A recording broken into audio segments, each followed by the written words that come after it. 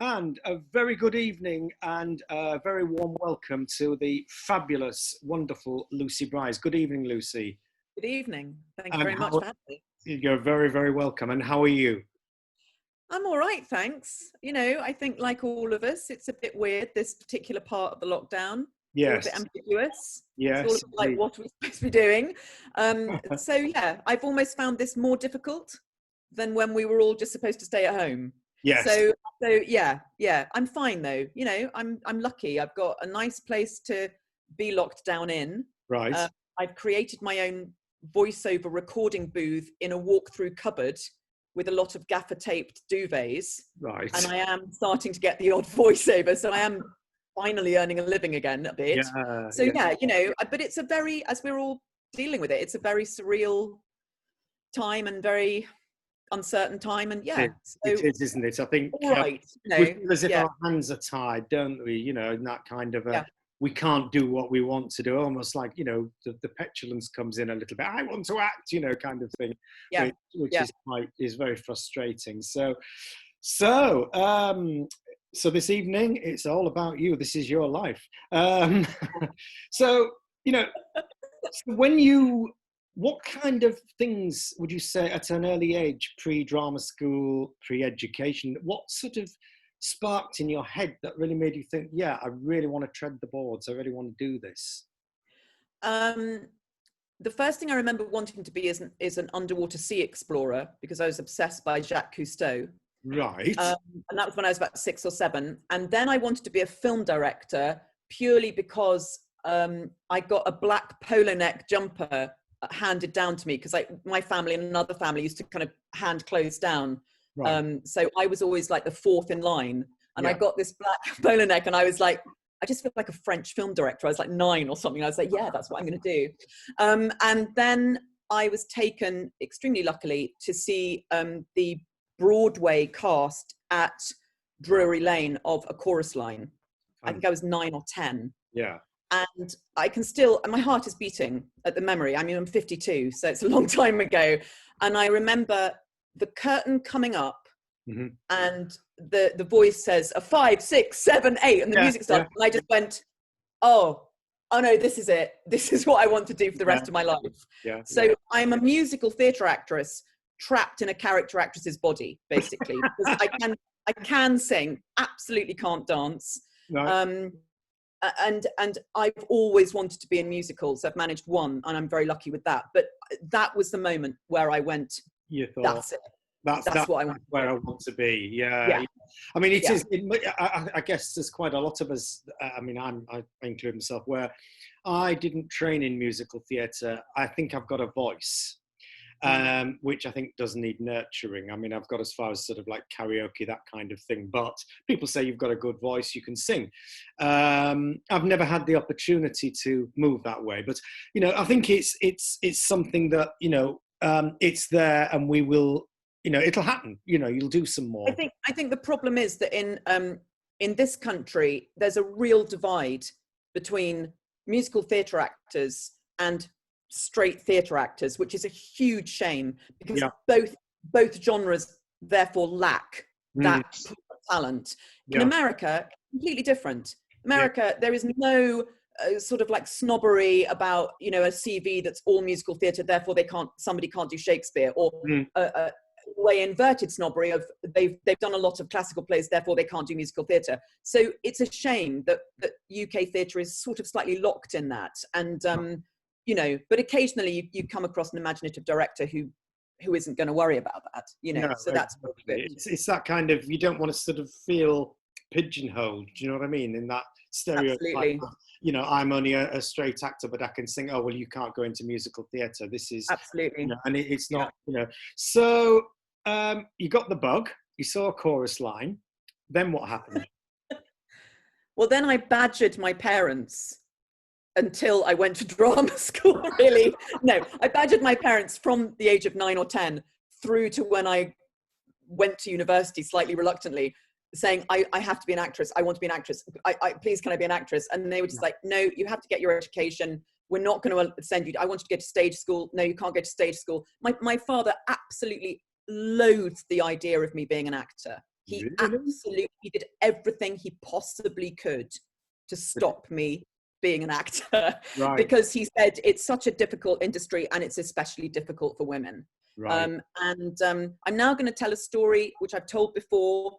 It always shocks people, but don't be shocked by it, because I think it's actually brilliant parenting. Right. So my father would come and see me in school plays, and Yeah. he'd come and see me at the National Youth Theatre, and he'd be in the foyer or the bar or whatever afterwards, and he would do this. He'd go, and so every other parent is going to their little darlings, "Oh, you're marvelous, well done, you're fabulous," and my father's going, "No." Like that. And I have the personality that if somebody tells me no, I basically go, "Sorry, I'm about to swear, fuck you." You know, if I want to do that, I'll do it, you know. And so I think he was testing that element of my personality, to be honest, and to see if I was really serious, to see if I was really, you know. So and I was. And eventually, I mean, he really tried hard. And eventually I got into drama school, where I was with Kate and David. Hello. And at that point, he gave up, and he was the most supportive. He was my kind of biggest fan from that point on. I think he just kind of went, "Okay, you've proved that you can get into drama school. There's nothing else I can do to stop you now. So I'm with you. I'm with you all the way," kind of thing, which was amazing. It was amazing. So how was your time at the Bristol Old Vic? Oh, Kate and David, I wish we could unmute you. Well, she was brilliant. She was brilliant. And Kate was a fantastic Adelaide in Guys and Dolls, may I say. And David and I played Owl and Meg in the Meg and Mog show. Oh, wow. Our finest hour. Oh, definitely our finest hour. David and I sharing a foam cauldron. Oh, there are many anecdotes on that. I had one word. It was woo, but I said it in loads of different ways. You did. It was wonderful. You found colour in so many different ways of doing it. I had nearly burst into flames as well. You did at one point. Oh my God, it was insane. But I'd had a very mixed experience. Look, I'm of the generation that I was very lucky. I went to university and then I was able to go to drama school. And I was able to get grants for both those times of further education, which is, you know, when you look back, when you think about that now, it's kind of incredible. Well, it is incredible. And I basically had a very mixed time at university.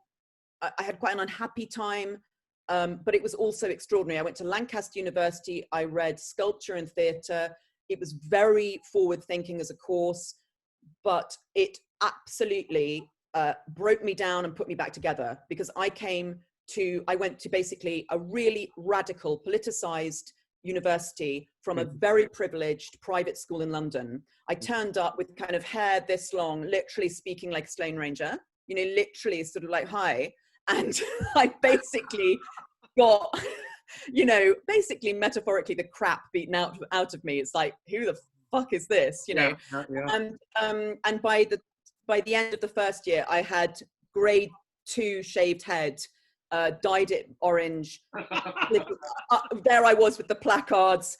You know, I was politicized.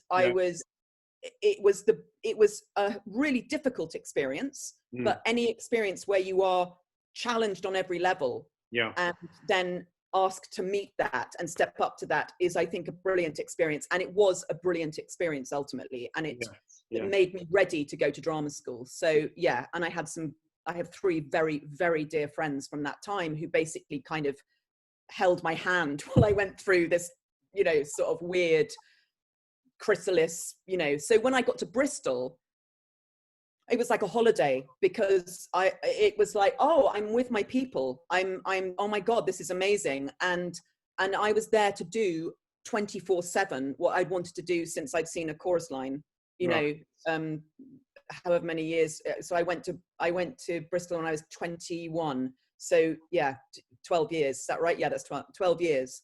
So it was glorious. It was glorious. Did you find that after you'd been to Lancaster, did you feel more grounded when you and prepared for drama school? Completely. I wouldn't have got into drama school if I'd tried straight from school. I absolutely wouldn't have done. I wasn't ready for it. I wasn't ready for it at all. Right. No, So not 3 years there, and Can you remember your first job when you came out of drama school and how you felt Yes. about it? My first job, very grateful for it, because at the time we still had to earn our weeks for Equity Card, Yes. was a very bad stage adaptation of Far From the Madding Crowd at the Swan Theatre in Worcester, in which I played every woman apart from Bathsheba Everdeen. So I had... Fanny Robbins, I love the name. I had 23 costume changes. I had dresses underneath dresses for quick costume changes. I had 2 wigs. It was ridiculous. It was not my finest stage hour, I have to say. And I did the worst bit of stage corpsing I've ever done in my life during that, because we all went a bit bananas. We toured around a bit, and we created this character. Oh, it's so bad. I don't do things like this anymore.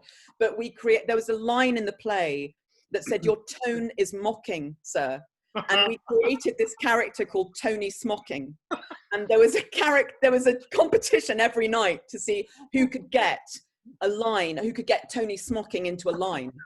And I don't know if you guys know Far From the Madding Crowd, but there's a big fire at Bathsheba's farm at one point, and everyone's running around. And we were running around on this terrible set, and it was dreadful. The whole thing was dreadful. And I was with my terrible West Country accent going, "Oh, quick! Oh, there's a fire! Oh my goodness!" And all that was going on. And one of the actors came on and said, "Don't worry, Tony Smocking is coming soon. He's got a ladder," or so, I don't know. And I was downstage centre facing out, and I just burst out laughing. I just went like that. Oh my God. It was horrendous, terrible, amateur, appalling. And I got so badly told off, quite rightly, by the director that I really haven't corpsed since. I think I've corpsed once very badly. Rather a learning lesson for you then, you learned from that. Huge learning curve. I had the worst digs I've ever had in my theatrical experiences. Oh my word. Owned by, and I'm not making this up, Mr. and Mrs. Macbeth. No. Not making that up. And that's why I booked it, because I was like, oh, this will be a hilarious anecdote. And it was like staying with the Macbeths. I lasted 2 nights and I left. We won't go into that now. It was horrific. Oh, absolutely. I mean, we've all got stories about theatre digs. We've all got dig stories, my God. Oh, absolutely, yes, yeah. So you've done quite a lot, and I'm going to bring things quite up to date with theatre. Can you tell us a little bit about, if I'm pronouncing it correctly, is it Rosmerholm? Rosmersholm. Oh, sorry, I beg your pardon. Thank you. No, don't worry. It's the only Ibsen play that hasn't been translated. The title of a play that hasn't been translated into English. It's bizarre. It means the House of Rosmer. Okay. That's what it means. Right. Yeah. What was that? I mean, what was that about? And your character, Mrs. Helseth. Yeah. It's an Ibsen play that isn't done as much. It's not as famous. It should be. I think it's an extraordinary play. Mm-hmm. We were very lucky that we had a new adaptation by Duncan Macmillan. Right. People, Places and Things. He's a genius. So he took, a sort of verbatim translation, and he put a little bit of a sort of modern twist on it, but it's exactly as Ibsen wrote it. Right. But what is so extraordinary about that play is it was written for Brexit. Right. It's written about, it felt like it was written about Brexit. Yeah. So it's about a man, John Rosmer, who, to kind of sum it up, he's basically asked to take a political stand. And Rosmer is about a man who goes, I will not take a political stand. I will be neutral, always neutral. And I will be about love and compassion. And it's what happens to him because he refuses to take one side or the other. Right. And it's an extraordinary play. And we had people literally gasping, with the relevance of it, because we did it absolutely 1886 authentic set, costumes, everything. But it was like doing a new play at the Royal Court.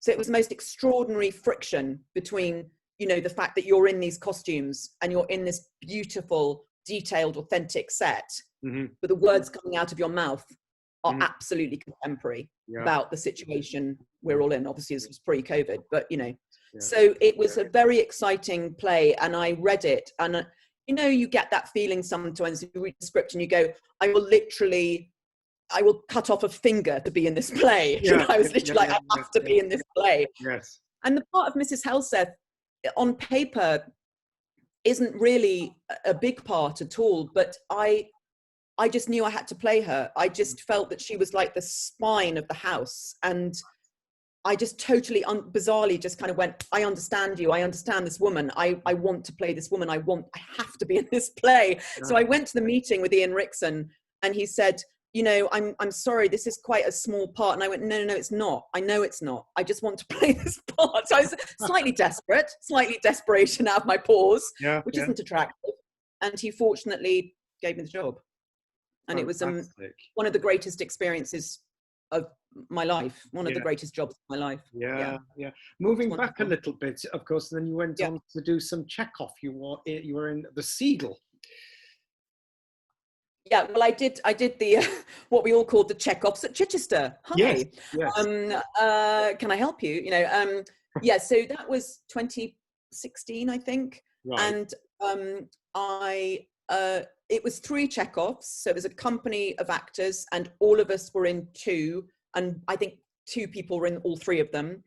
And it was Platonov, Ivanov, and The Seagull, and we did it like in chronological order as to when he'd written the plays. Yeah. And Jonathan Kent did quite a clever thing where so Platonov was sort of 1880s, Ivanov was like 1890s, 1910s, and then Seagull was kind of 1920s. So we did this kind of weird thing. So you could see all 3 in a day. You could do all 3 in a day. Oh, right.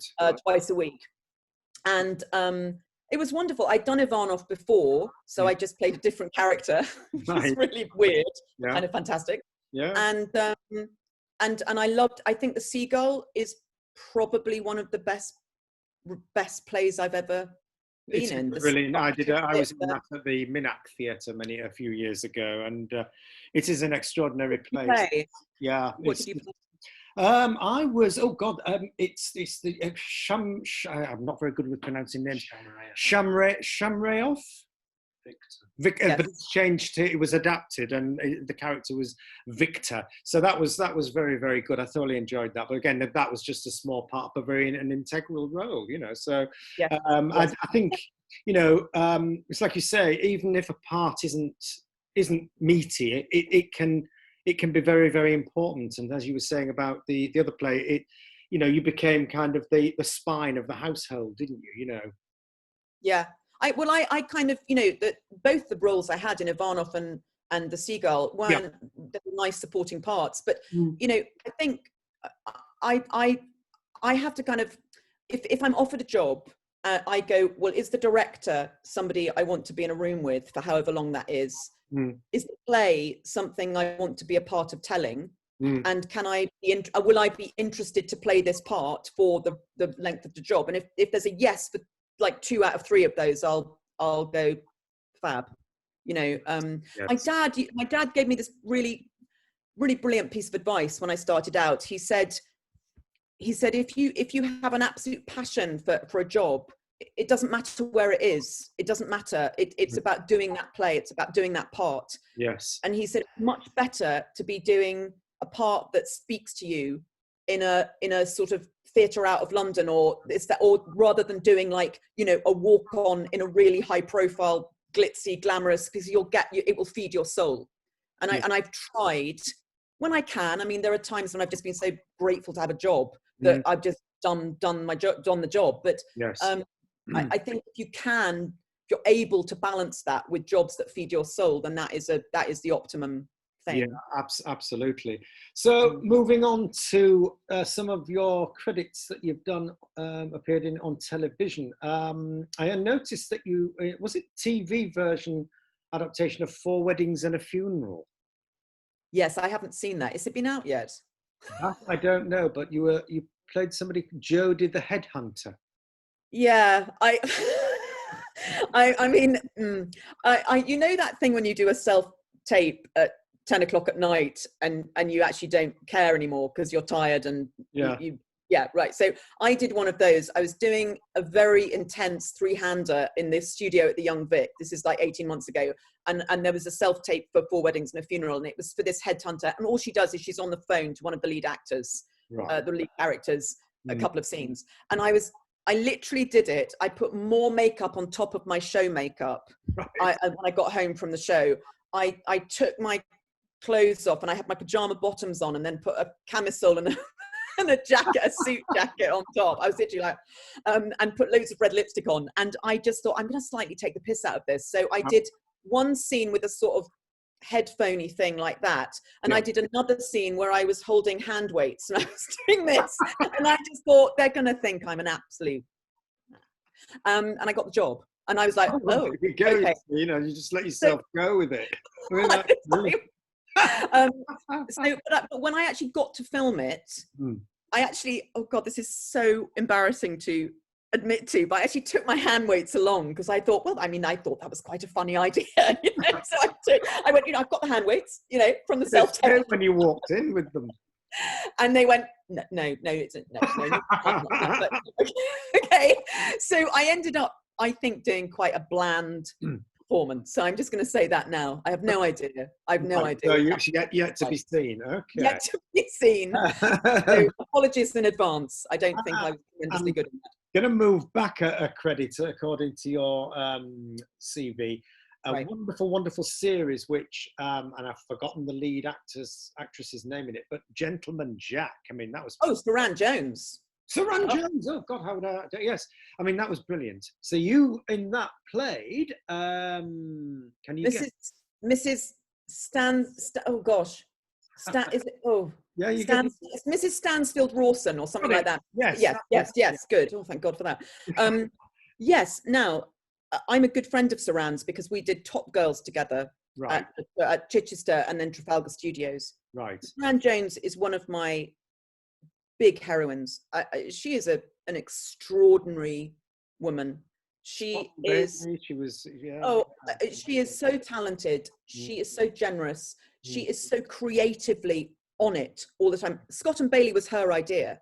Yeah, that was her original idea. Yeah. And what I admire so much about her is that, you know, she started out as a soap star, and she was very young, and she made a conscious decision to go, I have to move away from that. I have to widen my horizons and widen my opportunities. And my God, she has made every opportunity for herself. She's an extraordinary person. And when we were doing Top Girls at the Trafalgar Studios, she was also filming for about 5 weeks a series that I think she did with John Hannah called Touch of Cloth. Is that right? Yeah, like a kind of comedy detective series. So she was getting up at 5 a.m. She was filming till 4 p.m. She was then driven to the theatre, had a nap, had something to eat, and then did a show from like 7:30 to 10 p.m. playing the lead.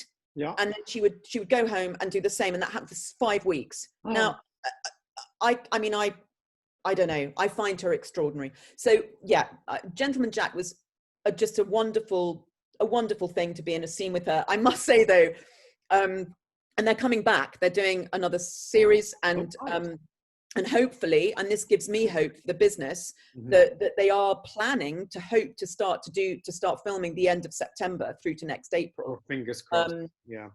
Which is really exciting. And they have asked me back, I think, to do one scene or something, which is really amazing for me, because I thought I was doing kind of carry-on acting. I got on set and I'd got the job by doing this sort of posh northern accent, sort of like, you know, hello, you know, slightly sort of nouveau riche sort of thing, because I imagined that the character had married slightly above herself.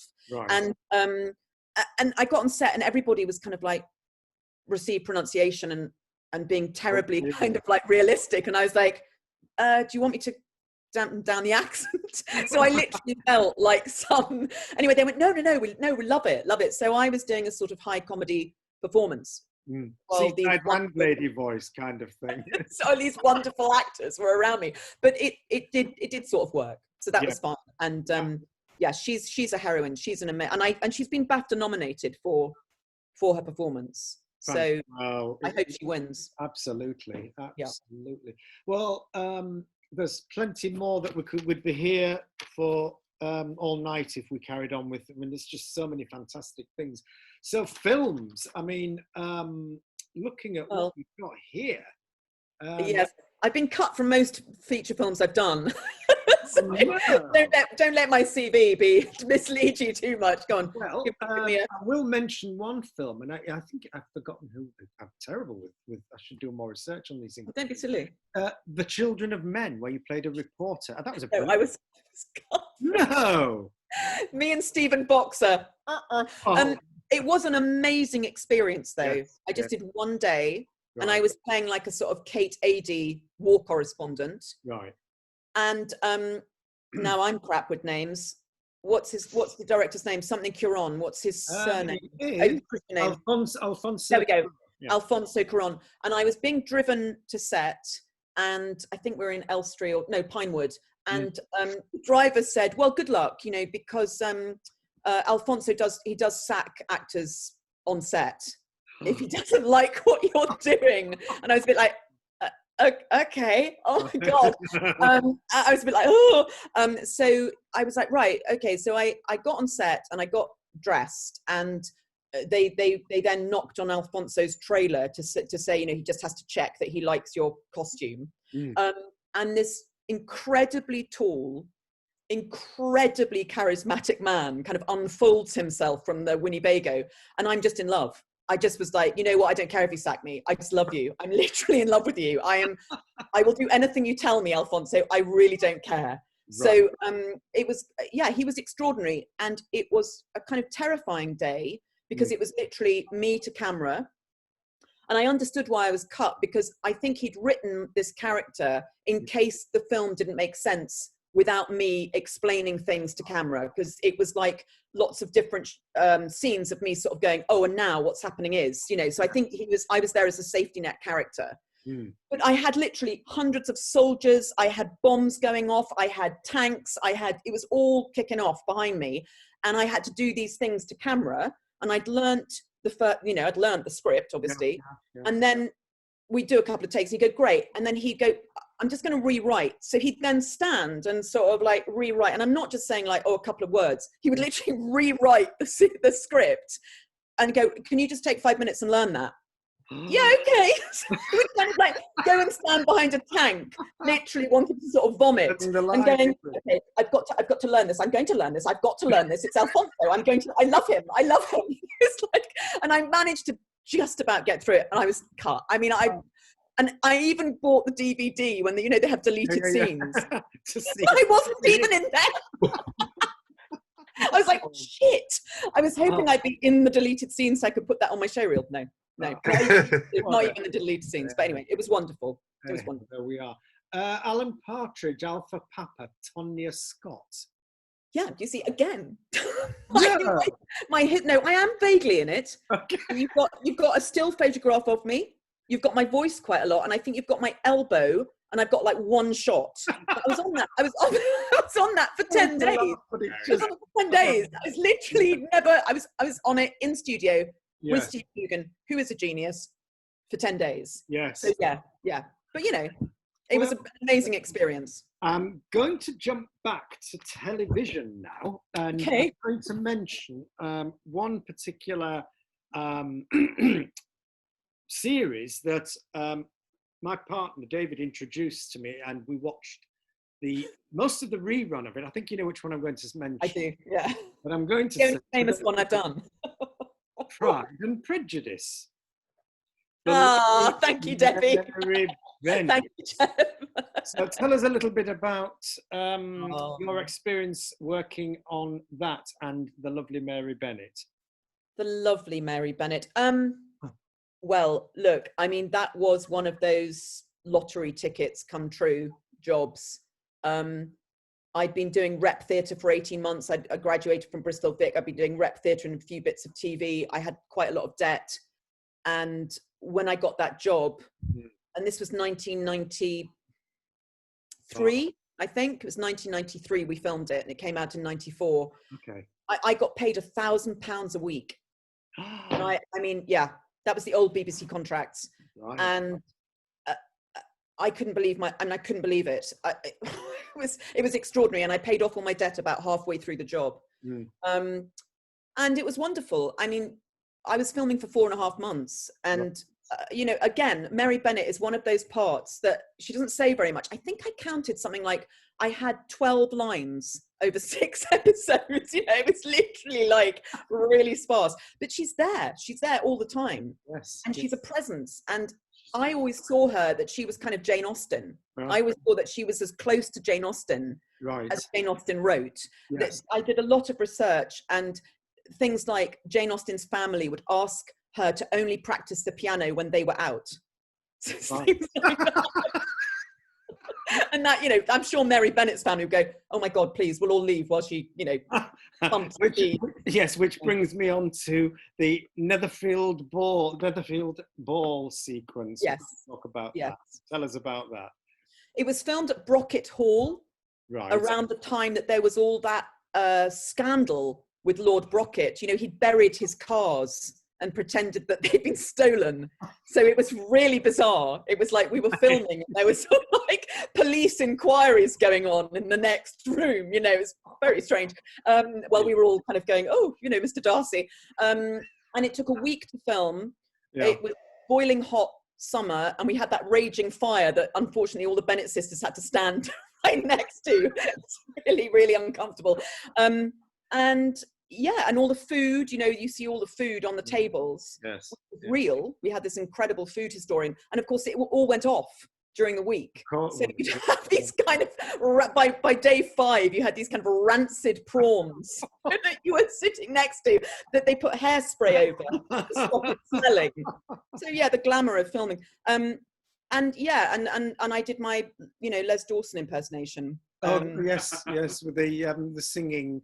Lovely singing from Mary Bennett, and a lovely cutaway to the dog outside howling. I mean, which isn't in the book. And in fact, Simon Langton, the director, actually, bless his heart, he asked me if it was okay for them to do that, because he said, I know this is a bit cruel to Mary. I said, it's funny. Shove it in. It's fine, Simon. It's very sweet. He asked me about that. It's just, I think, the fact that, you know, she just seemed to walk around, you know, with a miserable face on her, just sitting there, and you know, in a way, I kind of felt sorry for her. Yeah. Well, you know, she has that sadness in a way, but you know, and this isn't in the book. I did slightly kind of push the envelope with this. She does, you know, I think her and Mr. Collins should have got together. They were the perfect match. So when Mr. Collins comes to stay, she does kind of fall for him, because she goes, oh my God, this is, you know, he's the same self-righteous, slightly annoying person as I am, you know. But I didn't want to make her a figure of fun, and I do remember the makeup designer suggesting to me at the beginning, before we started filming in pre-production, she said, yeah, I'd quite like a sort of Rice Krispie wart with maybe a couple of hairs. And I went, what? What are you talking about? I said, you know, she's plain, but she's not comic book kind of, you know, unlookable at. And I got a bit like, no. And when you've got the beautiful Jennifer Ealey and the beautiful Susanna Harker and the beautiful Julia Sawala and the beautiful Polly Maberly, I don't need much help. I mean, I just need a waft of you know, powder. I'm good to go. And that's what I would get. You know, there'd be Susie one side of me and Jennifer one side of me in the makeup van, looking stunning without any makeup, and then being made to look more stunning, and there's me coming in going, just help, any help would be good, and then just giving this kind of, you know, quick bit of powder, out you go, okay. So yeah, it was amazing. It was absolutely, it was enough. Fabulous. It really was. I'm going to now swing back to we were talking about, when you were talking about theatre and the business of sort of being an actor that can sing, and how we compared with how it is in America and everything. So you were in one musical, you said. So that musical being Showboat. Fabulous, right? Yeah. Well, I saw that 3 times. We saw it 3 times. Phenomenal production, directed by the lovely Daniel Evans, who I know from the National when I worked with him there. So tell us a little bit about your experience with that wonderful show, Lucy. Oh, I might start crying. No, it was so wonderful. Daniel, he rang me up and said, would you like to be in Showboat? And I almost dropped the phone. I've known Daniel for many years. We did Cloud 9 together when he was still only an actor. You know, he is a man of so many talents. Yeah. We did Cloud 9 together at the Sheffield Crucible, and we shared digs. Yeah. And that was in sort of 2001, 2, something like that. So we were friends, and then he became an artistic director, and I was just like, I love this man. I hope I work with him. And so he rang me up and he asked me, and I said, well, look, you know, I'm not a big singer. And he said, don't worry, there's one solo line. And I said, great. And it's like walking into a different world. You know, I can't describe to you how awesome musical theatre actors are. Yeah. They are awesome. They are fucking pardon, I'm so sorry I'm swearing. They are mind-blowingly talented. Yeah. And the stamina and the talent and the drive and the commitment. Oh my goodness me. So I was in just a world of such joy, just being part of that company. And at the beginning of the show, we had, and it was to take advantage of the beautiful thrust stage at the Sheffield Crucible. The boat would come forward with the first number, the overture, and Daniel, I just love him forever for this. He put me right at the top of the boat. I didn't have to be there. I could have come on later. He put me right at the top, surrounded by two guys dancing, and I was literally in heaven every night. You're in your element. Moving forward in that set, the beautiful music. I was like, oh my God, it was just wonderful. It was wonderful. It was a terrific production. And it was a wonderful production as well, as you say, John, because what he did is he stripped it back and he made it political, because it is a political piece. Oh, absolutely. And he took away all the kind of Disney aspect and the sort of MGM aspect and told the story as it should be told. I was so really does. It's walking out of the theatre after seeing that, it doesn't leave you. No, the whole piece. No, that's why I get a bit like. yeah, absolutely. But you know, that should be revived. It should be revived. We were lucky. I mean, we got a West End transfer. We were very lucky to get that without any big names. Was amazing. Yeah. It was amazing. Yeah, you know? it was phenomenal. It really was. So, right, the next thing I'm going to say to you is the word comedy.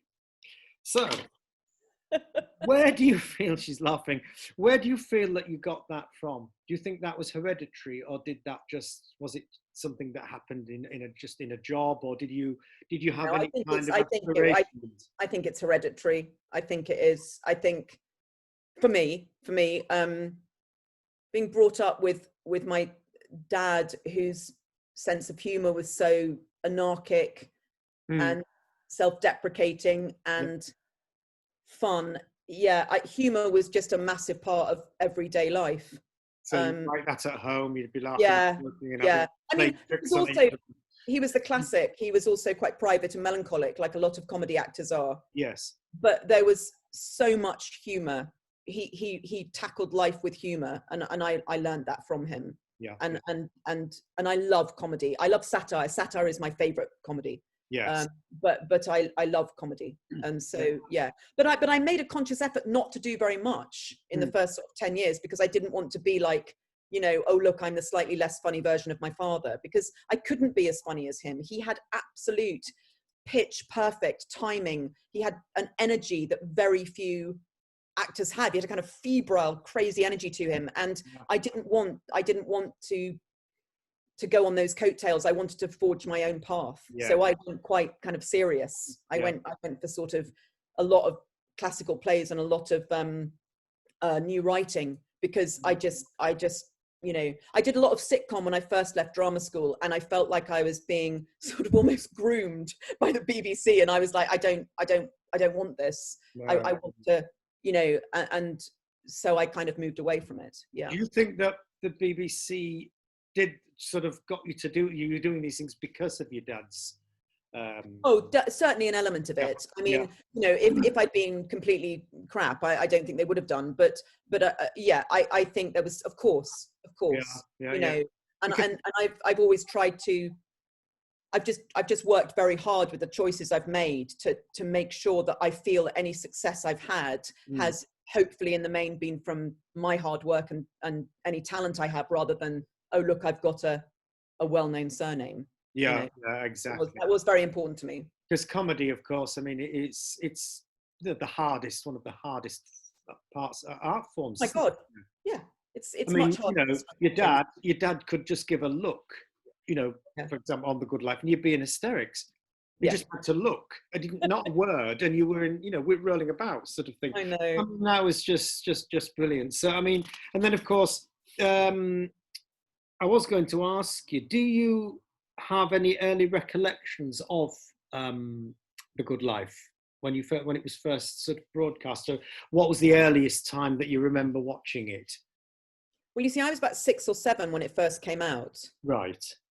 So yes, I watched it. I know I did. I don't have kind of specific memories, because also it was repeated so many times. So I don't know. I think I probably remember watching it more when I was older, like 10, 11, 12, that kind of time. I do remember a girl at school when I was like 7 asking if we had goats in our garden.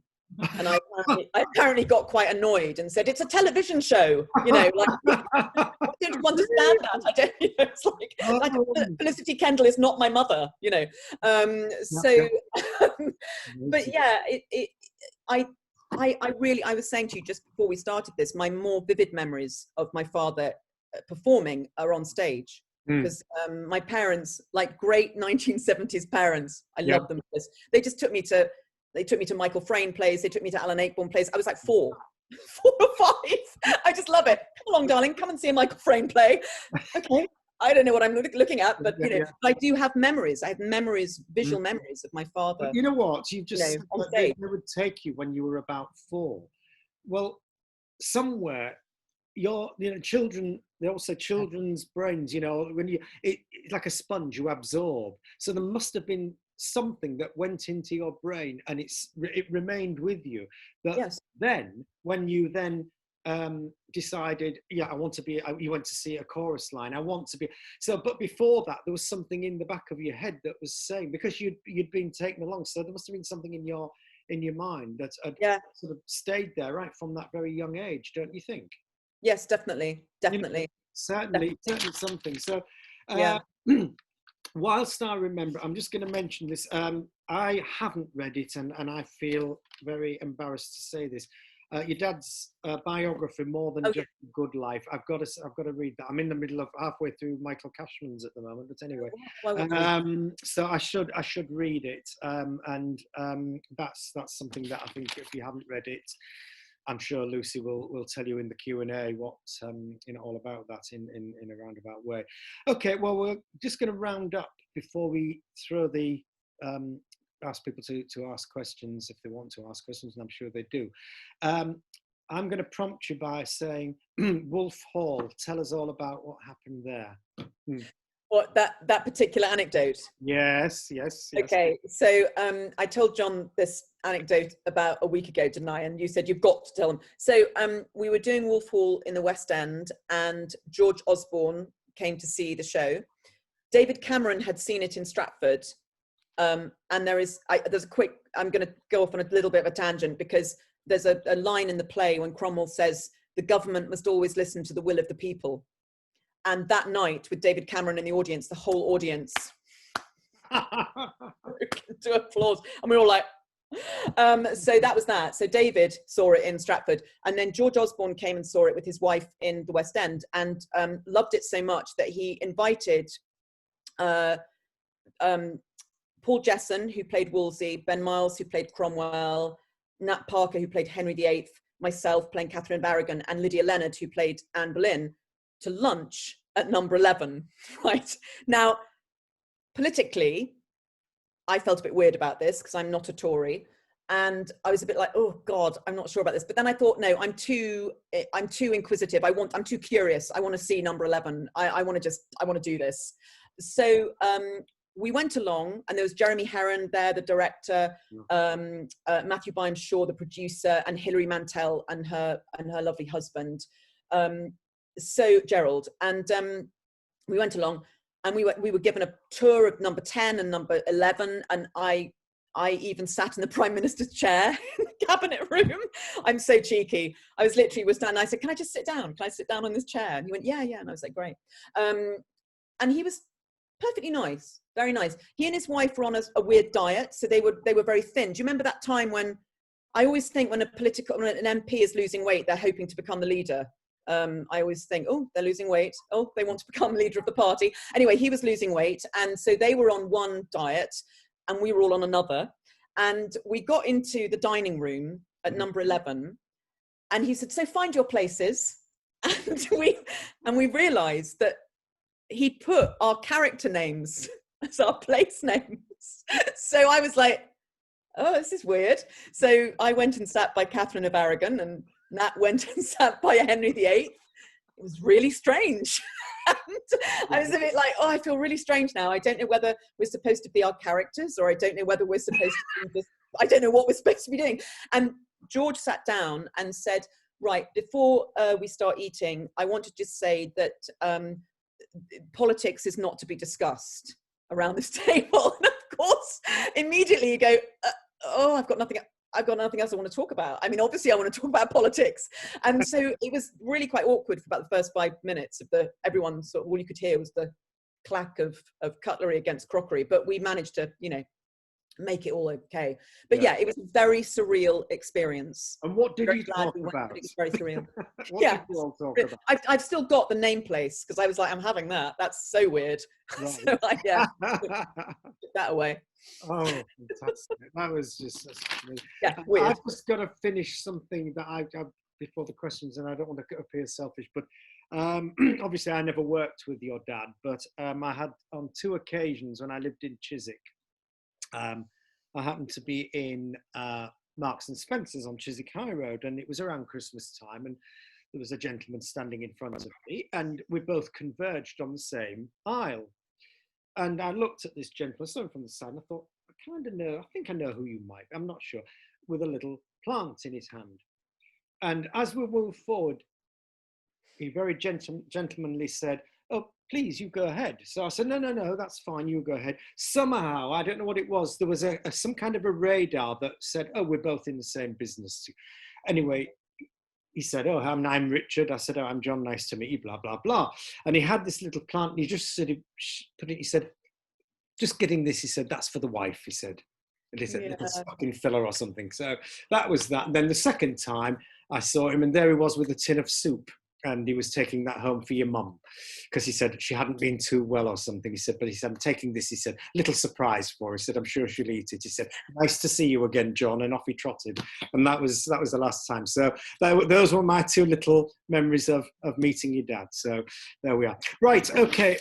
So guys, have we got any questions? If you'd like to put your little emojis up, and if I don't see any, I shall pick on you and ask you to ask a question. We have Hannah. So Hannah, if you'd like to unmute yourself, and I'm sure Lucy will be happy to answer your question. Hi. Hello. So, from what you were saying, like all your anecdotes, you've laughed at every single one of them, and I find that so amazing in such a tough industry. How do you stay so positive, or how do you turn like negative things into something you can look back on and go, actually that's a really funny moment? Because I take everything very seriously, and in this industry that's a tough thing to do. So to hear your stories and just hear you laugh all the time and spread so much positivity. I know you said it's partly hereditary, but are there any other things that aren't hereditary that you could I think it is also, I think it's probably experience as well, in terms of, I've been doing this for like 28 years. And I think you kind of, don't get me wrong, I've had some negative experiences, and I've had some very difficult jobs. In fact, 18 months ago, I had a very difficult gig, 6-week gig at a theatre. And thank God it was only that amount of time. But even then, I'm a bit of an existentialist. I always try to like detach myself a little bit and look at the whole experience and see the good and bad in it, and see the kind of, and see it in context with my whole career or my whole life, because I think that's a really valuable attitude to have in this business, because it is incredibly hard. It is, and can be incredibly demoralizing. And you know, I had an experience when I was starting out, probably about 4 years into my career, where I went up for a film, and the director said to me to my face, he said to me, "You're not attractive enough to be in this film." And it was, let me immediately make you laugh by saying the film was about a group of women in a concentration camp. So I don't know what he was thinking, and he'd written it, for God's sake. So I had gone along to that meeting with no makeup on, to go, I'm up for this. Yeah. I'm ready for this. I don't have any vanity. I'm ready to be in this film. And I said that to him. I said, you know, you've got my spotlight photograph. That's me glammed up. And this is me not, because of the nature of the film. Mm. And you know, I remember kind of walking away from that, and of course, hilariously, I got an offer. Yes. Hilariously, he kind of suddenly got very interested in this actress who had a bit of kind of attitude and a bit of, like, you know, and then the film never happened, and I'm very relieved it didn't happen, because you know, I would have been in a jungle for 3 months with that idiot. Yeah. But you know, I think you have to kind of go. It's not that I laugh at everything, because I certainly don't, but I think with something like that can either defeat you, or you can walk away from it and go, well, that was that person's attitude. You know, that was that person's projection on me. And, you know, I think it's just really, maybe that's how I've managed to do it, is that I'm still kind of crawling along in this industry, because I've been able to sort of have a bit of that fuck you attitude that in a way my father nurtured in me all those years ago, and I think it really has stood me in good stead. And ultimately, you know, you have to try and see the positive, and you have to try and see the funny side of things when you can. You know, I'm not saying, because, you know, there is the opposite thing of, if you laugh at everything, then you're basically not absorbing anything, and you're not processing things, and you're not thinking deeply enough. But yeah, I just think it's getting that balance. And I have had a lot of fun. I've been very, very, very lucky. I've had a lot of fun in the jobs I've done. But I think that's also a thing of being open to having fun, perhaps. I don't know. Maybe I've just been very lucky. But it's that thing of, yeah, just being able to step away and not take things very personally, because that's the worst thing to do in this industry. Because nothing is personal. Nothing is, the choices they make with you, it isn't personal at all. There's a saying, isn't there, I believe, and it's take your job seriously, but don't take yourself seriously. Yeah. And I mean, there's a lot of truth in that. Yeah, I really, that's very really good, do. actually. Yeah, definitely. It's hard. I won't tell really you. Hard. It is hard, but I think you've got to kind of step away from the, you know, we take the job in hand seriously, what we have to do. But I think we have to step, like you said, Lucy, we've got to step away from that side of it. And if you get somebody that's been an absolute bastard, excuse me, but if they've been, you know, which shouldn't be happening, but it does, you have to walk away from it, because if you take it home with you, whether it's theatre, whether it's television or film, you're never going to survive the industry. No, absolutely. To just quickly, there's a sort of little addendum to this, is that my father had a very, very wonderful friend called Harold French, who was an actor, child actor with Noel Coward, and he was the first person to direct a Terence Rattigan play in the West End, and he was like my kind of third grandfather. And he would say to me, because he was still alive when I was starting out, he lived to be 97, and he would say to me, and he kind of spoke very like that, you know, hello, darling, hello. And he would say to me, you know what, darling, it's only a play. We're not curing cancer. It's only a play. Yes. And there is something about that, which for me, if I'm really nervous standing backstage before a first night or a first preview or whatever, I say that to myself, because it just kind of puts everything in perspective. It doesn't undermine our work. It doesn't undermine what we're doing, because I think we can cure cancer by entertainment sometimes, by just making people laugh or taking people out of themselves. We can make people's lives richer and better. Yeah. But there's also that thing that, you know, I'm not a brain surgeon, you know, I haven't got somebody whose life depends upon me, you know, so I think it's just getting that balance, and it's very good for your mental health to do that, I think. And, you know, sorry, I've rambled a what bit. you were saying is brilliant. The fact that, you know, if you stand at the side, I tend to think, oh, what the hell am I doing? But, you know, I had to, but I think that, you know, it's only a play. And I believe I think it was somebody like Sheila Hancock said that when she was in Sister Act, and she stood at the side of the stage with some somebody young out of drama school, and they were sort of almost like quaking in the boots before they went on. She said, I put my arms around this person and said, darling, it's only a play. Yeah. And they went on, they were fine. So, you know, there you go. Yeah. Right. Thank you, Hannah. Thank you. Thank you. Sharon. Hi. Hello. Hi, Lucy. Hiya. Thank you for doing this. It's brilliant. I'm loving it. I love hearing the anecdotes. I've sort of been doing acting for the past 5 years. So I've come into it really late in life. I'm a lot older than I look. I've got some. I've got the benefit of that one. But so what would you say? Because I tend to do mainly film and TV. Yeah. Hopefully TV, but for, you know, big camera work, screen work rather than theatre. What I can see I have from the theatre stuff that I've done, that, you know, you do get that benefit. You get that in this, you know, automatic feedback from the audience. Yeah. From an acting point of view, is it just a case of it's such a massive learning curve to do theatre? Because I tend not to go. I don't do the stuff that I've done tends to have been the odd musicals, or, you know, I did Bambo Canaries, I've done Sister Act, I've done Wizard of Oz. Amazing. That sort of thing. All sort of smaller. Well, Bambo Canaries wasn't. That was Leeds Playhouse, but you know, that sort of stuff. I've not done the. You know, I shy away drastically from Shakespeare because it scares the living daylights out of me. You know, I'm just like, no, I can't do it.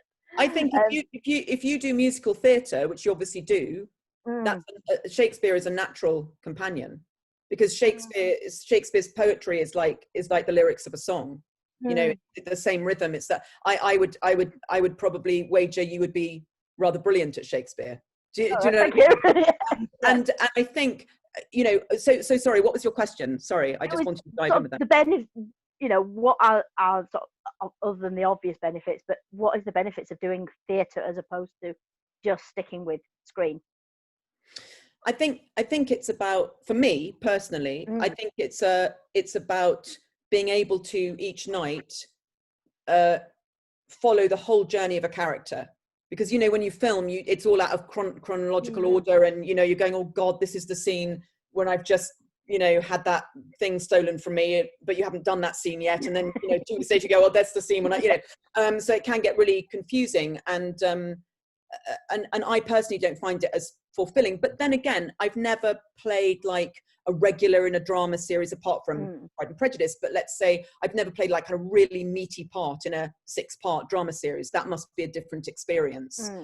But for me, theatre, although it's more frightening in many ways, it's the immediacy of it, and it's the fact that you have that experience of being that character and following that character's arc every night. I find that really, it's addictive, and it's very, it feeds the soul, like I was saying earlier. So I don't know, would you be in the position, I mean, look, at the moment, dear God, theatre, you know, it's a heartbreaking situation we're in at the moment.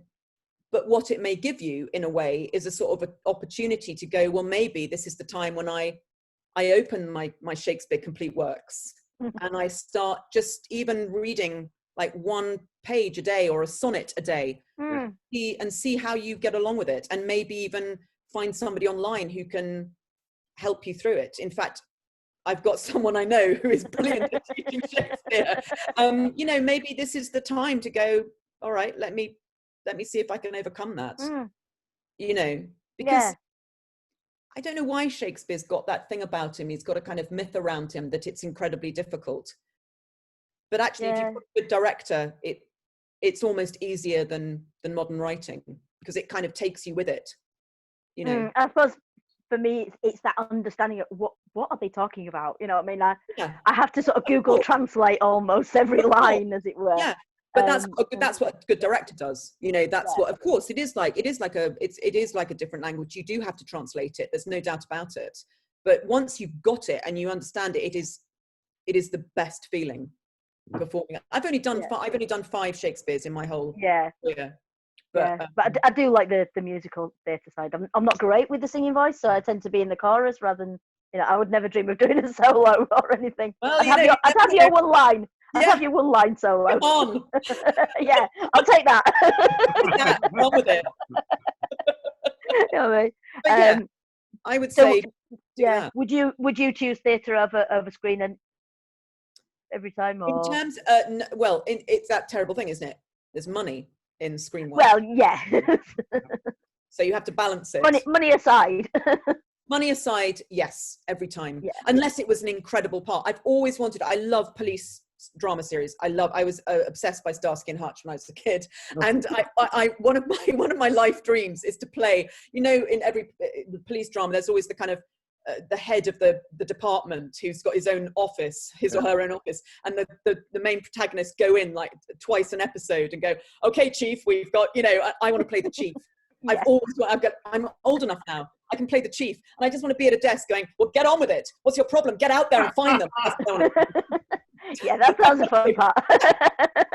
Scenes an episode. Lovely. Perfect. Thank you, Lucy. That's great. Yeah. Right. David Hall, you've been waiting patiently. I'm going to, if you open up your mic and thank you. Have a Hello, chat. Can you hear me okay? Yes. Hi, it's so brilliant to see you, Lucy. Lovely to see you the too. best thing of the entire lockdown at the moment. It's just absolute tonic, exactly what I needed. And thank you for setting up. Are you Richard? Support British. Me, John. No, I'm John. Thank John, you so yes. much. Brilliant. That's a pleasure. Yeah.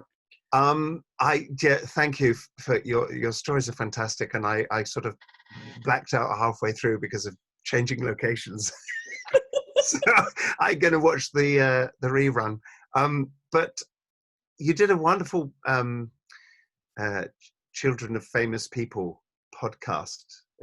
Almost Famous. Almost Famous. Which was great, and you told a fabulous, lovely story about when your dad came to see you in, was it Cloud 9? Yes. Oh, yes. So I just wanted to request that story on behalf of everyone. I don't know how appropriate it is now, but well, no. What a fantastic moment. It was brilliant. So my dad, so Cloud 9 was the show I did with Daniel Evans at the Crucible Theatre, directed by Anna Mackman, and it was only on for 2.5 weeks. It was a very, very short run. It was one of the best productions I've ever been in. It was one of those beautiful, and you go, oh no, it's opened, oh, it's closed. And in the I don't know if any of you know the play, Carol Churchill play. It's quite weird. So in the first half, it's about the same family, but the first half it's set in kind of colonial Africa in kind of 1880, and then in the second half it's set in London in 1970 something. But what's weird is the family have only kind of grown in age by about 30 years. But you know, and the cast swap parts. So in the first half I played the mother. No, the first half I played a 9-year-old boy, and Daniel Evans played my mother. And then in the second half, I played his mother, and he played the boy as a 32-year-old, you know, grown up, an adult. So it was a beautiful, beautiful play, amazing characters to play, amazing role. And my parents came up to Sheffield to see it, and they saw a matinee, because my father was always like, I must be home by dark. He was always, from about the age of 60 onwards, he was like, I must get home before dark. Why? I don't understand. Yeah. Anyway, so he took me and his mum, my mum and him took me out to. Sorry, I'm getting really emotional. Took me out for a quick meal between the shows, and my dad said to me, "Well, you've just done something on stage I couldn't do. You've done a performance that I couldn't do." Which is nonsense, but I thought it was very beautiful that he said that to me. And he said, and I'm passing on the baton. I'm passing it on to you now. And I have friends who have famous actor parents who are actors themselves, and none of them have done something as generous as that, because I mean, it's interesting. Fame is very transient. You know, my father died 7 years ago. I would say pretty much anyone under 35 won't know who he is. So, you know, it's a weird thing. His death and his fame kind of went. It was a really strange experience. But I felt his generosity, and I felt how amazing it was that he gave that to me. He kind of took the burden off me. Yeah. Because he did do some amazing things. I remember seeing him as, was it King Lear in Branner's productions, and Yeah. you know, he was given this chance to just break out of the typecasting. Yes. But then on the back of when he used to come to see it before drama school, he used to come and go, what did he do? He'd just go, no. And then so many years later, not that many years later, he just goes, I couldn't have done that. I know. That was the man he was, though. He's very generous. Oh, I remember him coming to see Megan Mogg, actually. That was Howell. And he was just wonderful. Yeah. Oh, thank you, David. What a fabulous story. What wonderful. Thank you very much, David. Yeah, brilliant. Thanks. Thank you. Laura. Hi, thank you so much for being here with us. I really enjoy hearing about your stories. And my question for you is, for actors who would like to break out more into period pieces on television or film, what would you advise? I know perhaps like nagging an agent or going on to Spotlight, but besides that, I have a colleague, for example, who does background work, and he did background work in Victoria. Do you recommend doing that type of thing, or do you recommend more of like, is there a specific, I don't know, I thought I'd ask you about ideas maybe. Gosh, I would never advise someone who wants to be, oh gosh, sorry, I've just realized my charger's fallen out. Hold on. This is my thing, and you know, it's a personal view, but I would never advise someone who wants to be a professional actor or actress to do background work. Yeah, because that's not going to get you anywhere, and also the problem is you'll start to be seen as that. Right. So I have credits, but I just wasn't sure. I'm sorry to interrupt your thought process. I just thought, is there a way to sort of, you know? Yeah, no, absolutely. I was just thinking about your friend, actually. Gosh, I don't know. I mean, for me, it's always been, I've never gone, oh, I really specifically want to do that, and tried to do it. God, isn't that appalling admission? I'm very much a believer that the jobs you're going to do come to you, that the jobs you're meant to be doing come to you. So I don't know. I'm really sorry. I don't seem to have any kind of idea, because I don't know how you could really, apart from saying to your agent, oh gosh, that's happening, can you put me up for it? Of course, you know, but other than that, I don't know how you could, you know, kind of go, I want to do this. So other than you do a Kate Winslet and you write to James Cameron 55,000 times to say you want to be in Titanic. Right. Yeah, I know you had mentioned right now, I totally get it. I know you had mentioned the UK, there's a bit of a divide between musical theater and, you know, straight acting. And I was wondering if there was like more of a niche for the period. No, not so much. No, I don't think so. No, I don't. No, I don't. And I think they're constantly trying to break the mold with period drama as well. You know, so I didn't see it, but the War and Peace that was on a couple of years ago, they really tried to break the mold with that in terms of the design, kind of almost making it look modern. I'm a bit of a purist, so I was like, no, I'm not going to watch that, kind of regretting that. I better watch it. No, I don't think there is such a sort of, there's not a kind of niche of actors that do period work. No. So yeah, I think it's just a case of saying to your agent, if you hear something that's coming up, you go, can you please put me up for that? And go for that, you know, and maybe take some spinet lessons. I'm joking. I play piano, but Great. So, Do that. I actually, when you mentioned your character, I do that by myself. I play piano at night. I said, well, maybe. you are the new Mary Bennett. You're far too pretty for Mary Bennett. So, Oh, no. no, I think, yeah, it's just, I'm a believer in you get the jobs you're meant to get. And I think that's kept me sane, to be honest, because I've lost jobs that I've desperately wanted. But then always something other has come about that has been better. You think there's something to be said for understanding the period? I sometimes see performers, you know, particularly younger ones perhaps, and I'm thinking, God, you know, I'm sorry, but I don't believe you're in the 18th century. Yeah. You look far too 21st century for me. It's the weird. way that your attitude, that, you know, this is pre-women's vote. Yeah. So it's something about understanding what the world was like and how people behaved. Yeah, definitely. That makes it doing the believable. research, and absolutely. just being aware of which bits of us are 21st century and or 20th century, and which bits wouldn't have happened in those days. Yeah. You did Rosmersholm, didn't you? Was that very? It looked very period. It looked very. Oh, absolutely. Although it's relevant to it. Yeah. You behaved in that way. Yeah, and I hate corsets. I hate wearing corsets. Politically, I hate them. And but I felt Mrs. Helseth would have one, so I made myself wear one. Because they are great. They are great. They keep you kind of in a particular posture. And but yeah, Hayley didn't. Hayley decided quite rightly, I think, that Rebecca wouldn't wear a corset. So, which was brilliant because her movement therefore was much freer. But that was again a kind of political and historical, you know, decision that she took. You know, so yeah. I hope I've been useful. Maybe I'm not. I don't know. Sorry about the period thing. Oh no! It's. I love this. I feel like I'm in school right now, hearing all your stories, and I'm so appreciative. Thank you. Oh, thank you. Kerry, did you wanted to ask something? I did. Thank you. There you go. Right, to start with, I gotta say, what a tonic for life. Your love of life. It's brilliant. Thank you so much. Oh, thank you. Before I ask a question, one small bit which is in support of Shakespeare.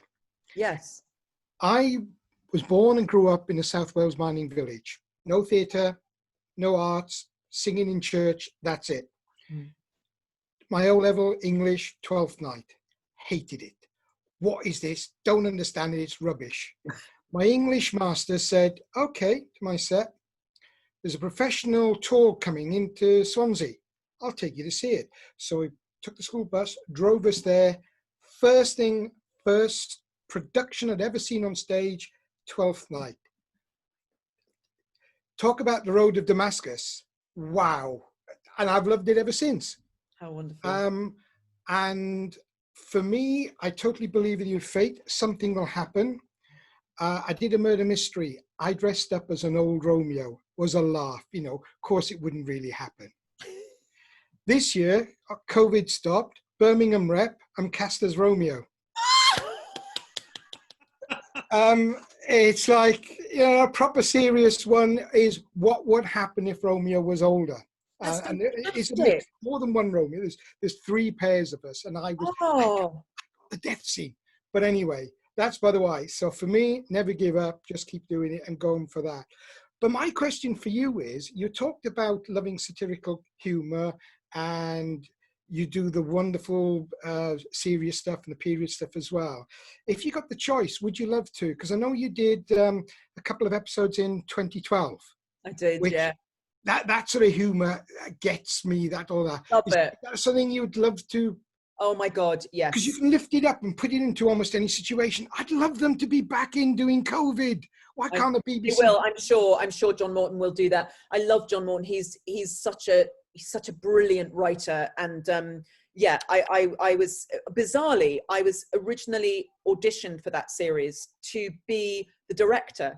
And he said to me, you'll never be seen, but you'll be the voice behind the camera. And I was like, yeah, I'm up for that. That sounds hilarious. Yeah, I'll do that. And then, of course, he decided actually he wanted to do that because he was directing anyway.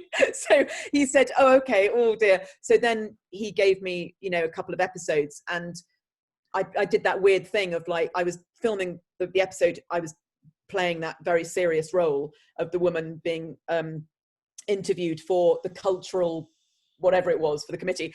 And halfway through the week, he said to me, could you come back next week and play another character? And I went, I don't know how that's going to work, John. I don't understand how that works. And he said, well, you'll be pixelated. You'll be pixelated. So I was playing Hugh Bonneville's wife, who had refused to be filmed by the documentary crew. So I came back the next week and played Hugh Bonneville's wife with my face pixelated. Yeah, I love that kind of writing and that kind of work. You know, if there was a kind of equivalent of Saturday Night Live here, I would kill to do something like that, because I love comedy that is, I don't know, just kind of shining a light on the situations we find ourselves in politically. And God, I don't think I'd have got through a lot of the last few years without Saturday Night Live and, you know, various other brilliant satires, because you have to laugh, otherwise we'd all go mad. We'd all go insane, you know. And if we need a British satire at the moment, boy, do we need it at the moment. Yeah. Do any of you follow Michael Spicer, The Room Next Door, on Twitter? No. I would so recommend that. It is absolutely, he's brilliant. So he is like the guy, he does these brilliant edits of politicians speaking, and then he's like the guy in the next room who's feeding the politician all the cues. Oh my God. Okay. Yes. And Randy Rainbow for America. Oh my God. The parody song. Brilliant.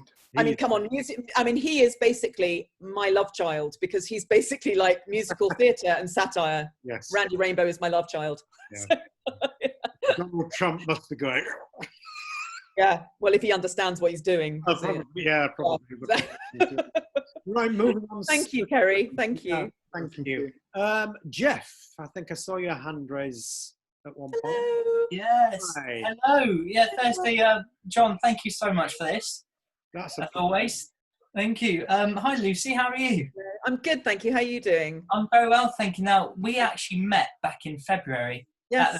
You remember Clarence Stone Awards? Yeah. Yeah, I do. How are you doing? I'm very well, thank you. Good. Yeah. Well, I didn't think after that COVID would happen, and I'll be back from Spain. That was quite something. But yeah. No, I wanted to ask you. So I'm currently looking at swapping agents, and of course Hamilton Hodel was one I was looking at, and then your name popped up. It was like fate. But I just wanted to know what was the transitions like with acting work and musical theatre. So I trained in musical theatre. Yes. But of course I want to branch out a bit more, concentrate on some straight acting as well.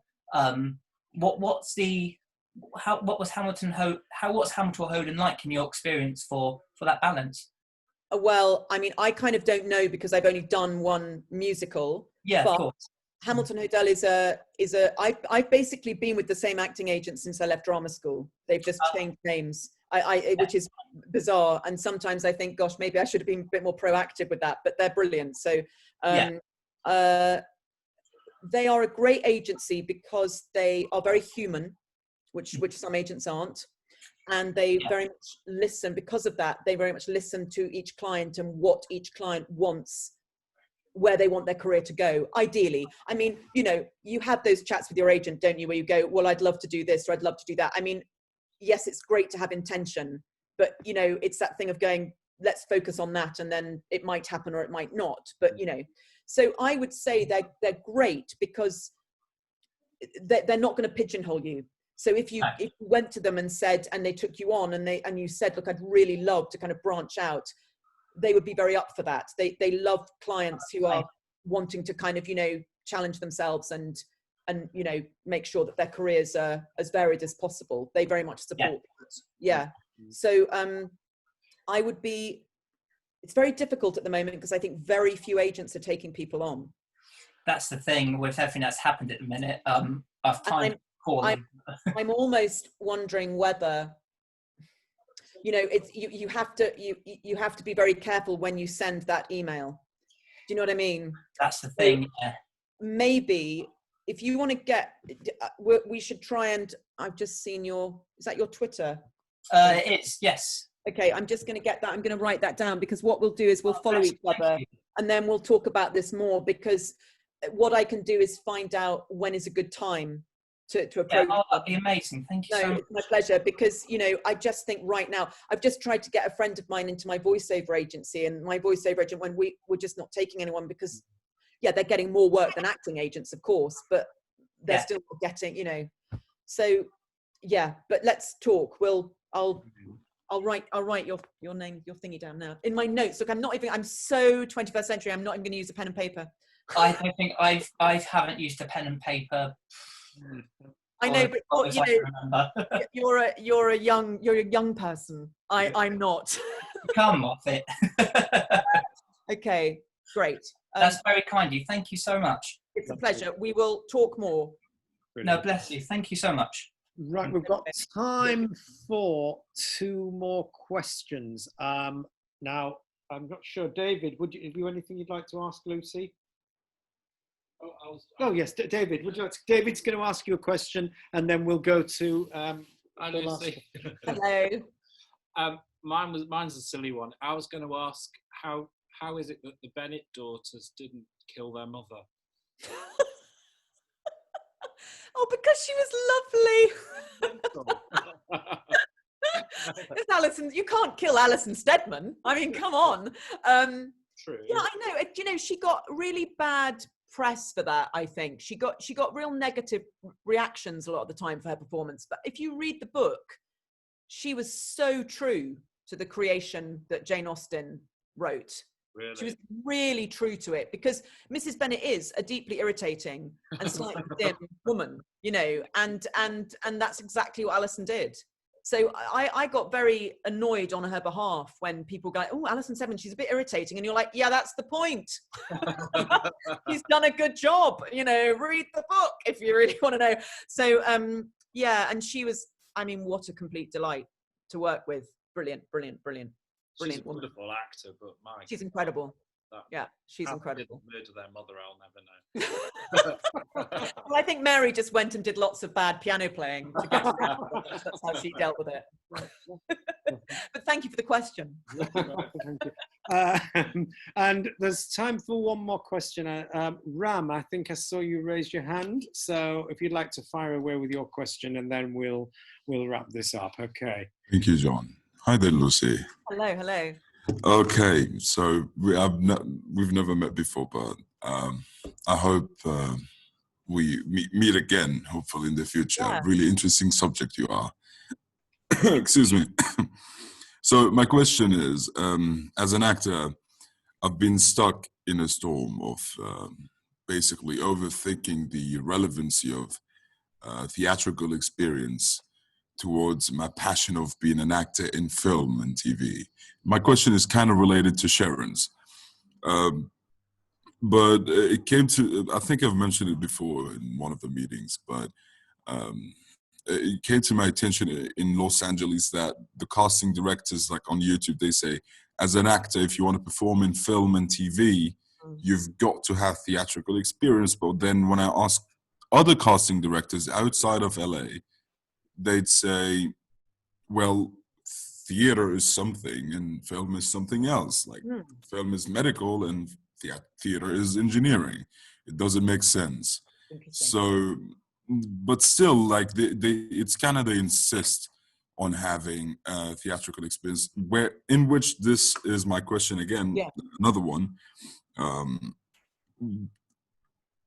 Could it just be could just having a theatrical experience in general be a positive for my experience in film and TV? Would it be like an extra, how could I say, benefit for my acting experience? Because I know theater is something, I mean, acting in some way, you know, people on stage, they need to, you know, they can't do any mistakes. They've got, you know, they got to raise their voices, they got to be heard, they got to, you know, all of these. While in film and TV, it's something different. So yeah, that's my question. I think, by the way, you've got an incredible voice. Do you have a voiceover agent? I live in Dubai. We don't have agents. I'm sorry. You don't have agents? I wish. No, there's no such thing. Voiceover work. I'm trying, but oh my God, the industry is dead here. Amazing, isn't it? Oh my God. I mean, literally, it's like you need to be voiceovering like everything. So, and you know, you can do it all remotely anyway. So, goodness me, maybe try and get an agent in London or LA. Vader, I mean, seriously, I've just recorded a TV advert voiceover in my cupboard here. So, you know, it can be done. Seriously. Well, I'm working on a room studio in our kitchen. We've got a little tiny storage facility, like a tiny room, about 3 blocks by 3 blocks. So I'm turning it into a room studio. Brilliant. Because you have to take advantage of that. You have an extraordinary voice. So yeah, that's thank you. Thank you. Much appreciated. Well, gosh, no, very nice to listen to. But I would always say that you can tell the film actors who've done theatre that there's something about the like Jim Carrey, for example. Jim Carrey. Oh yes. Yeah. I love him as an actor. But there's a British actor who died today called Ian Holm, and he was maybe one of the best known film performances he's done, apart from Lord of the Rings, is he was in the first Alien film. He played the robot Ash, and it's an extraordinary performance. Now, he was a Shakespearean actor into his kind of early 30s, and then he actually got incredible stage fright, and he stopped doing theatre for almost 25 years or something. And then hilariously went back and played King Lear. I just love that. Oh no! You know, yeah. Oh, I have Ian. Goodness. He's the one who played Bilbo Baggins. Yes. Yes. The old. Oh goodness, yes. No. If you look at his acting on film, I think you can tell that he had done a lot of theatre in his early career. Oh yeah. I think you can. I think you can see it, and I think you can see it in a lot of film actors. I have no theatrical experience whatsoever. And is there the opportunity to do that in Dubai? There are many theaters here in Dubai, yes. It could be an opportunity, but I don't really know how to approach them in the first place. And you said there are no agents in Dubai, is that right? No, the entertainment industry in the country is really like primitive. It has nothing that UK, USA, or Canada, Australia, New Zealand, like the laws you guys have when it comes to the entertainment industry, we don't have it here. Like agents, casting directors and whatnot, and rates and salary. Is it very much about who you know? You kind of get into It's all about connections, yeah. It's all about connections, sadly. So I wonder whether, I mean, that's actually in a way how theatre was maybe 200 years ago, 150 years ago here, where it was all about the kind of small groups of people in different theatres, you know, who formed companies, and that was it. Is there any way that you can visit, go to a theatre and go, hello, this is me, you know? Yeah. Is there a way to do that?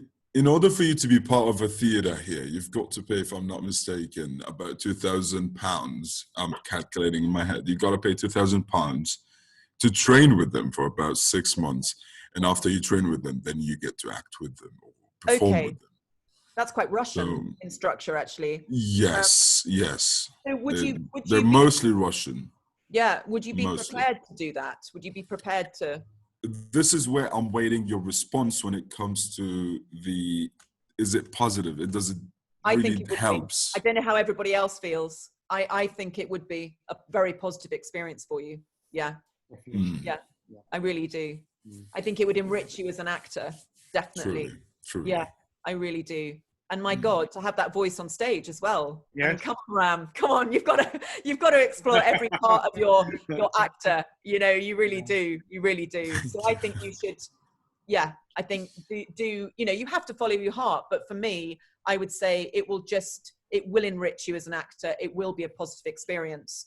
And you know, every job you do in every genre builds you to the next, you know, keeps on building up. Yeah, absolutely. Noted. Thank you very much, Lucy. With pleasure, and please get a voiceover agent as soon as possible.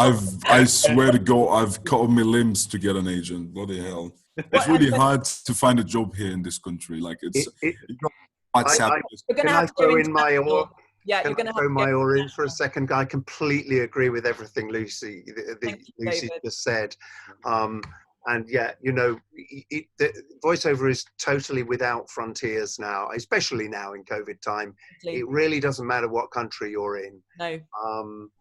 I've just sent you a message in chat, so you know, get back to me, because you've got an amazing voice there. Yeah. You really don't need to be working with anybody in Dubai ever for the voiceover stuff. Oh no. I'm not that experienced. I also agree. I'm about you know, a year, almost a year. Yeah, but that's fine. That's fine. I love what you said about you know, theatre. What was it? Theatre is engineering, and film is medical. Yeah, it's brilliant. Yeah, it's medicine. Gorgeous. But at the same time, and it probably works with engineering too. You know, you can. Biomedical I speak from engineering. experience. You can make mistakes on stage which you can't make on screen, because the camera's right in there. It's microscopic. You can get away with murder on stage because there's a distance between you. And so, you know, I personally feel much safer on stage. I've done very little on video, and I go to pieces whenever I try to. Yeah. So, you know, from the point of view of just gaining the confidence, I can do this. Yeah. And theatre is a very safe space. It may not feel like it might be, but it is. You can hide. You're a distance away, and also you get that through art that we were talking about earlier. Whereas in film and TV, you know, you don't get that. And I don't know. Maybe there's something to be said for having the experience of following the journey of a character all the way through all the events of the play until you reach the other end. Totally. That you can then. Yeah. But yes, I mean, when I say get a voiceover agent, get one in either London, UK, or America. You know, because you will get work. I promise you. You've got it's not only about like I've still got to like figure out the laws and the things that I'm supposed to do. It's not really that easy, is it? The worldwide agency, I don't think it's that easy to do. Okay. Another factor to give and to answer to David is oh goodness gracious, what do I want to ask? It was in my tongue. It was on the tip of my tongue. It was just related to the theater in general here in the country. Actually, no. I was just surprised by the fact that everybody who I've met, all thanks to John, everybody here who's been an actor, just 90% of you guys are into theater most of the time. I've never found anyone so, you know, happy by the fact that you guys really love theater so much. I've never, when I think of acting, I always thought of you know, film and TV for most of my life before I became, you know, an aspiring actor. So I thought of, you know, theatrical plays or stage or stuff like that. It's just some sort of entertainment. It's not really acting. It's just like, be goofy and do you know? That's what I thought of it. But then, you know, when I started looking into acting in general since like about a year and a half, and got into it, you know, in depth and trying to do things, in general, I found out that, oh my goodness, if I was to think about it twice, it's actually harder than film and TV. Because it's different. It's different. It's different, and it's different in a way that makes it harder. In some ways, yeah. But then, you know, you see performances. I watch a lot of Netflix, even more now. And, you know, I am always astounded by performances on camera that you know, Bryan Cranston, for example. I mean, I watched Breaking Bad many years ago, but that is a majestic performance. And to manage to do that over a 7-season story, and that is talent. That's extraordinary talent, and what he did with that performance. So also, it's different. It's not harder or easier. It's different, I think. But yeah, I think if your heart tells you, I think approach some theatres, maybe go and see the work of some theatres and see which ones appeal to you and resonate with you, and approach them.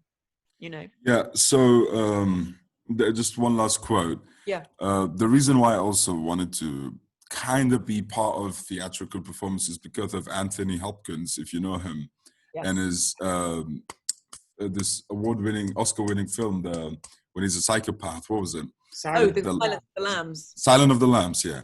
So why did I usually? With Anthony, he's just a natural born actor, to be honest. Everybody can agree on that. Even himself, he said it. In that part where he did that This was not even scripted. That was just from him.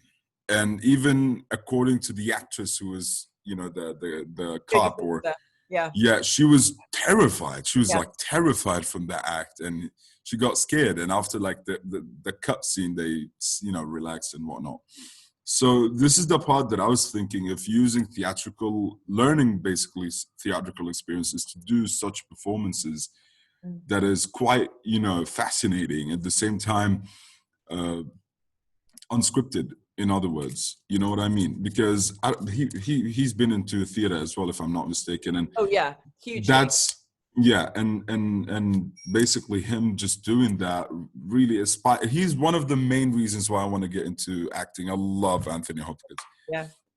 And other things is, it's just like to do that special unscripted thing that he just did, you know. It just really, you know, well, I think that's one of the reasons why it's a man that shows an actor who is, you know, who understood the character. Yeah, and also has a kind of mine of information and technique that he can draw upon, you know, that comes from theatre as well as film, that he has the confidence to do something actually very theatrical. You know, that moment in that scene is it's almost OTT. You're like, wow, but it works because it's so grounded and it comes from such a sort of place of experience. So yeah, I would say to you, go for it. You know, just have experiences in every genre as an actor. I think that just makes on better. Twitter, can I just text you if you could just mention for me some acting books that you could, you know, suggest for me so I can read them regarding theatrical experiences and everything like that? I'll have a think. I'll get back in touch with John. Is that okay? Yes, of course. Yeah, right. Yeah. I'm gonna. Thank you so much, John. Well, are you on Twitter as well? Yeah, I am. Okay, I'll look you up. I'm going to write. Right. Oh no, pen. There we go. Here we go. I'm so excited.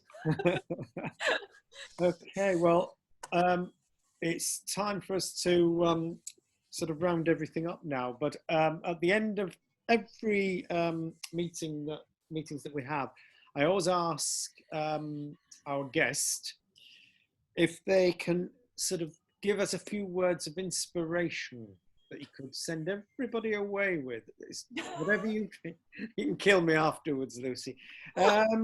Keep washing your hands. No. Sorry. I've been touching my face for quite a while. It's not over yet. No, that. Exactly. Something to take away with us during this time, and what we could look forward to in the future. What you think we should? Okay. Well, I feel very strongly that our industry will absolutely survive. I feel that in my heart. I absolutely know it. Theatres have closed because of plague. Theatres have closed because of war. It will happen again. And yes, we may have to do something like John, David, your partner, you know, has suggested, which is a brilliant idea. But I just have this very, very, I just know we will be back, and hopefully we will be back in a stronger way, and hopefully in a more diverse way, and hopefully in a healthier way. And I almost feel like we all need to kind of recharge our batteries. Like I was saying to Sharon, you know, kind of explore areas that we feel not as confident in. Like I was saying to Ram, you know, this is possibly the time to look and see what theatres you might want to get involved with, you know, in the future. It's just a time really of kind of regrouping. That's how I feel. And I think that's how I'm trying to use the lockdown, rather than focusing on, oh my God, it's all over. No, it's not. It's just the close of one chapter and the beginning of another one is coming. Yes. So that's bigger, better, and stronger. You asked for a few words. I'm so sorry. That was no. That's sorry about that. Well, look, we're going to stop the recording in a moment, but would you all join me in giving Lucy a big round of applause? And Oh, thank you. Thank you very much indeed. So we will see you all very, very soon, and thank you very much indeed. Bye-bye. Bye-bye. Bye, guys. Thank you. Bye.